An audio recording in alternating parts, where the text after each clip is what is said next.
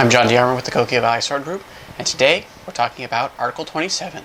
So, let's begin. Article 27, the impact as opportunity. When the opponent attacks with his sword at close distance, it is possible to knock it away with your own sword, to parry, or to hit.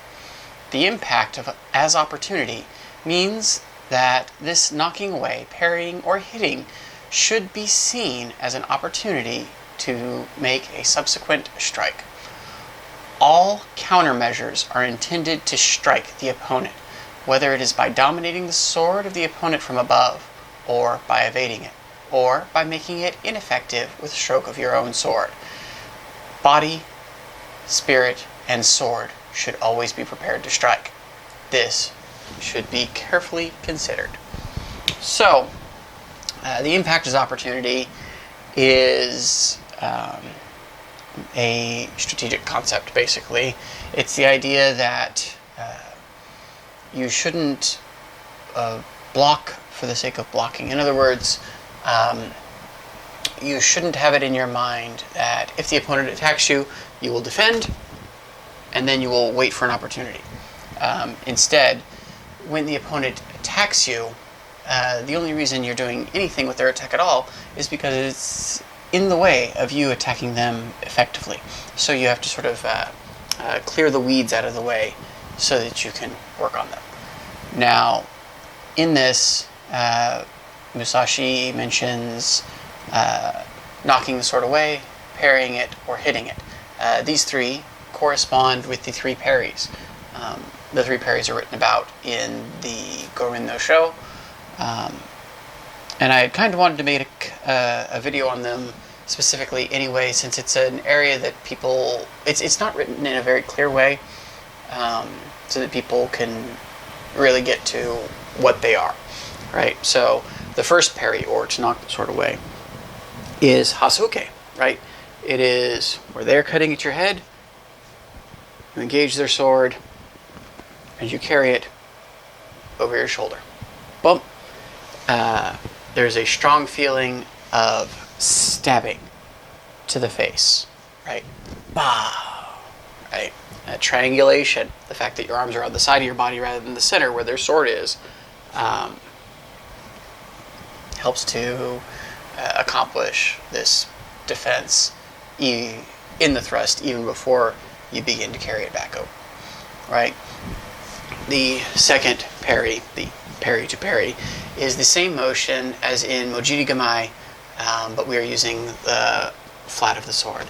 So as their sword comes down, we come beside it and parry it to the side so that we can immediately strike into them. The third parry is specifically the parry that's done with the kodachi, with the wakizashi, with the short sword, right? And that involves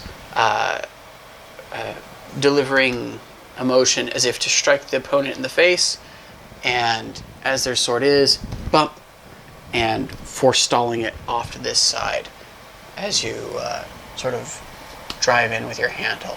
In the kata, this particular parry is done differently, as you'll see in the Nito Seiho when we do even the first kata. Chudan has it, but the true meaning of the parry is with this sort of strike. But we'll go more into the specifics of these parries, or rather the specifics of the third parry in when we look at the Chudan kata of the Nito Seiho. The other two parries have already been substantially covered in Haso Hidari application and the Mojiri Gamai application videos. So go back and look at them if you're confused by any of this. So we want to avoid defense for defense's sake, right? We want to attack, and we're just looking to deal with their sword. That's pretty much it. I mean, it is much more of a mindset, right? It's that driving to resolve the enemy, that the impact is the opportunity is all about. So this is one of the areas where sometimes doing the work in a nice, clean environment with nice, polite people, it can be rough to really learn this. Because in the first instance, any kind of real push and drive can be seen as rude, as just like you're trying to assert some sort of social authority over people.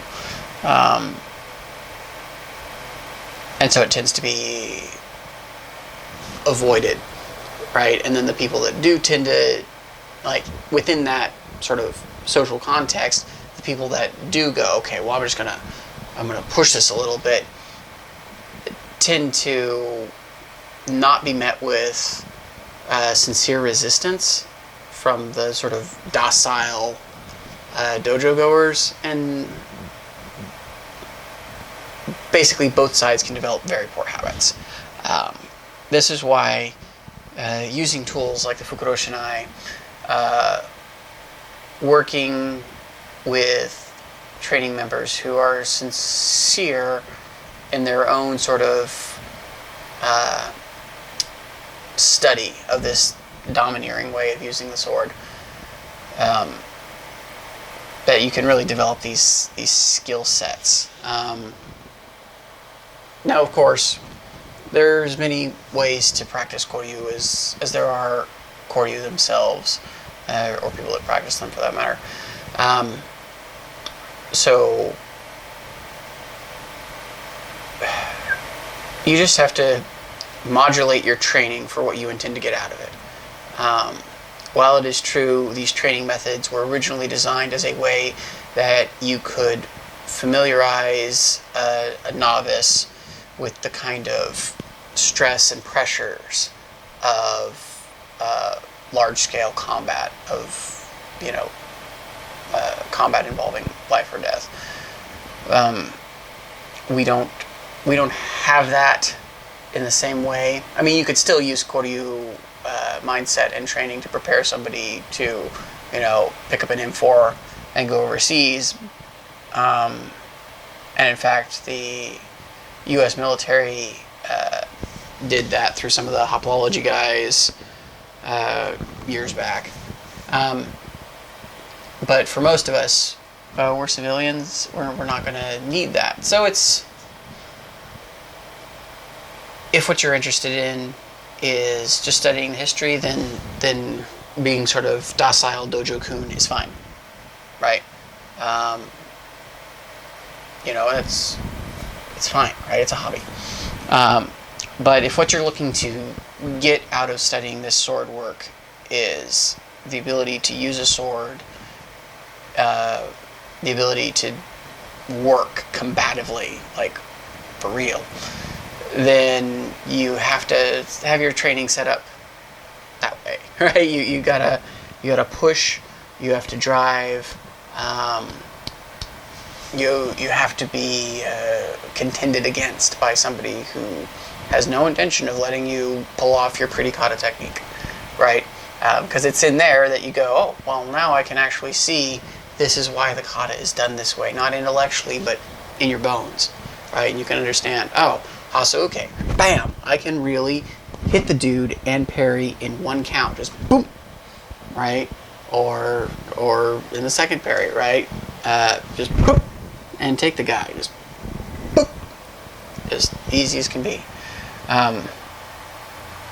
So, it's a little bit of a sidetrack, but I think you guys sort of get it. So yeah, impact is the opportunity. Don't dodge, don't defend just to defend. Everything you do is driving towards defeating your enemy. So, as always, if you want to understand this work, you have to pick up a sword and go train.